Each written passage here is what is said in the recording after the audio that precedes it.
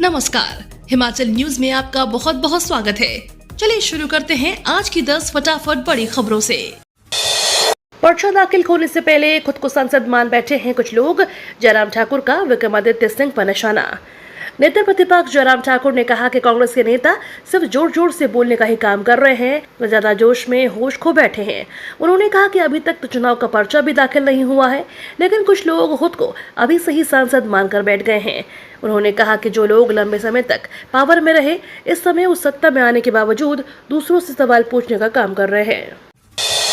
कंगना का विक्रमादित्य पर जोरदार हमला, कहा महिलाओं का अपमान करने वाले शहजादे। हिमाचल प्रदेश के मंडी से भाजपा की लोकसभा उम्मीदवार और बॉलीवुड अभिनेत्री कंगना रनौत ने कहा, क्षेत्र के लोग अनुचित टिप्पणियां करने और राज्य की महिलाओं का अपमान करने वाले शहजादों के गिरोह को सबक सिखाएंगे। मंडी संसदीय क्षेत्र से झाकरी में एक जनसभा को संबोधित करते हुए कंगना ने कांग्रेस नेता विक्रमादित्य सिंह पर निशाना साधा और उन्हें रामपुर का शहजादा कहा। उन्होंने बॉलीवुड से उनके जुड़ाव का सिंह द्वारा जिक्र करने पर आपत्ति भी जताई।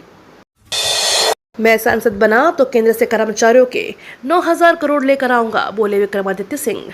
हिमाचल प्रदेश के मंडी लोकसभा सीट से कांग्रेस प्रत्याशी विक्रमादित्य सिंह ने सरकाघाट में कांग्रेस कार्यकर्ताओं के साथ मीटिंग की। इस दौरान उन्होंने मीडिया से बातचीत में कहा कि अगर मैं सांसद बनता हूं तो सबसे पहले केंद्र सरकार से हिमाचल के कर्मचारियों के लिए उनके रुके हुए 9,000 करोड़ लाना मेरी प्राथमिकता होगी। साथ ही उन्होंने सरकाघाट में आर्मी ट्रेनिंग सेंटर खोलने का भी वादा किया। अब की बार 400 पार, हिमाचल देगा 4 की 4। पूर्व मुख्यमंत्री एवं नेता प्रतिपक्ष जयराम ठाकुर ने कहा कि देश में इस समय मोदी की लहर चल रही है। 10 साल से काम को देखकर देश के कोने कोने से आवाज आ रही है कि आएगा तो मोदी है। देश के लोग किसी नेता पर इस तरह के विश्वास अकारण ही नहीं कर रहे हैं। इसके पीछे नरेंद्र मोदी के 10 साल की मेहनत है, उनके द्वारा देश के लोगों के लिए किए गए काम है। 10 साल में जो हुआ वो पिछले 70 सालों में नहीं हो पाया। मोदी की गारंटी है भाजपा की गारंटी, बोले अनुराग। केंद्रीय मंत्री हमीरपुर संसदीय क्षेत्र से सांसद और भाजपा प्रत्याशी अनुराग ठाकुर ने कहा, प्रधानमंत्री नरेंद्र मोदी जी की गारंटी ही भाजपा की गारंटी है। धर्मपुर में शीतला माता मंदिर के समीप स्थित स्थान पर उपस्थित जनसभा को संबोधित करते हुए उन्होंने बात कही। केंद्रीय मंत्री ने कहा कि हिमाचल प्रदेश की जनता भी भारी बहुमत के साथ मोदी जी को प्रदेश से 4 कमल सौंपने जा रहे हैं। हिमाचल में 2 लोकसभा सीटों पर उलझी कांग्रेस। हिमाचल की सुजानपुर सीट पर बीजेपी के बागी कैप्टन रणजीत सिंह राणा को कांग्रेस से टिकट मिलने के बाद अब लाहौल स्पीति से भी भाजपा के भागी रामलाल मारकंडा को टिकट देने की चर्चाएं तेज हो गई हैं। पूर्व में कांग्रेस ने बगावत से बचने के लिए पार्टी नेताओं को ही टिकट देने पर विचार कर रहा था, मगर अब विजिबिलिटी देखकर टिकट देने के दावे किए जा रहे हैं। टिकट आवंटन का आधार ताजा सर्वे रिपोर्ट बनेगी। हिमाचल में बर्फबारी से 60 सड़कें बंद, भारी स्नोफॉल का अलर्ट जारी। हिमाचल प्रदेश में मौसम ने एक बार फिर से करवट ली है। ऑरेंज अलर्ट के बीच शनिवार को हिमाचल के पहाड़ों में जमकर बर्फबारी हुई।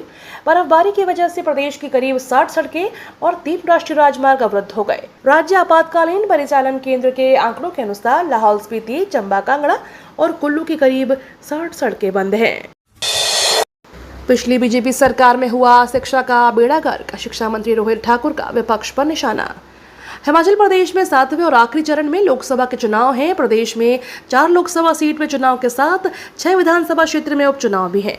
इस बीच पक्ष और विपक्ष के बीच वार पलटवार का सिलसिला लगातार जारी है।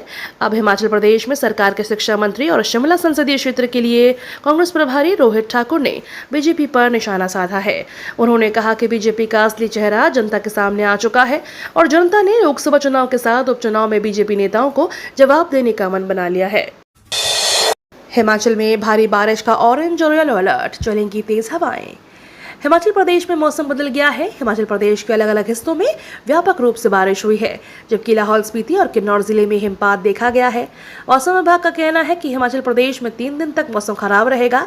सूबे के विभिन्न हिस्सों में तेज हवाओं के साथ झमाझम बारिश और हिमपात की चेतावनी जारी की गई। 3 निर्दलीय विधायकों को विधानसभा अध्यक्ष का नोटिस। हिमाचल प्रदेश विधानसभा अध्यक्ष कुलदीप सिंह पठानिया ने 3 निर्दलीय विधायकों होशियार सिंह, केएल ठाकुर और आशीष शर्मा को नोटिस जारी कर उन्हें अपना पक्ष रखने को कहा है। यह नोटिस राजस्व एवं बागवानी मंत्री जगत सिंह नेगी की शिकायत पर दिए गए हैं। तीनों को अपना पक्ष रखने के लिए 4 मई को उपस्थित होने को कहा है। होशियार सिंह देहरा, केएल ठाकुर नालागढ़ और आशीष शर्मा हमीरपुर से निर्दलीय विधायक हैं। गृह मंत्री अमित शाह ने कहा, जब तक बीजेपी की सरकार है आरक्षण को कोई हाथ नहीं लगा सकता। राहुल गांधी के आरक्षण को खत्म करने वाले आरोप पर केंद्रीय गृह मंत्री अमित शाह ने कहा कि आरक्षण को खत्म करने की बीजेपी की कोई मंशा नहीं है। राहुल गांधी झूठ बोलकर लोगों को गुमराह कर रहे हैं। 10 साल से बीजेपी की सरकार चल रही है, दोनों बार बूढ़ मोहम्मद से सरकार बनी है। पीएम मोदी ने दलित, पिछड़े और आदिवासी भाई बहनों को गारंटी दी है कि जब तक बीजेपी सरकार है, आरक्षण को कोई हाथ नहीं लगा सकता है।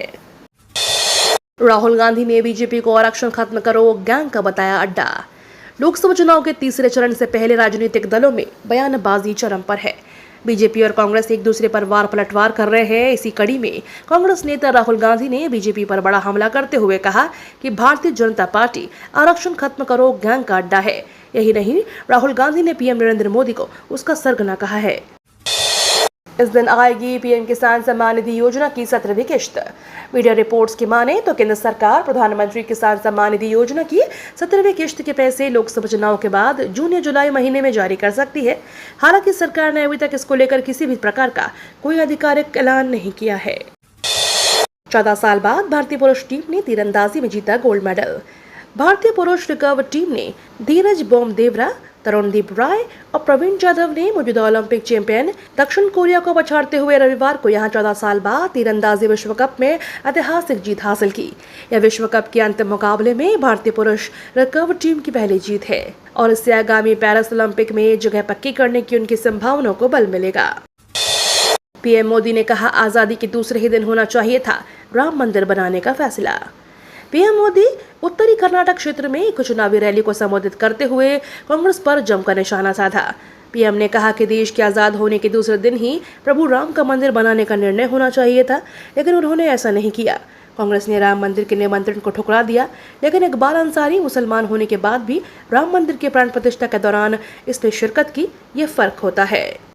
ये तो थी आज की 10 बड़ी खबरें। डेली खबरों से अपडेट रहने के लिए चैनल को सब्सक्राइब करना बिल्कुल ना भूलें।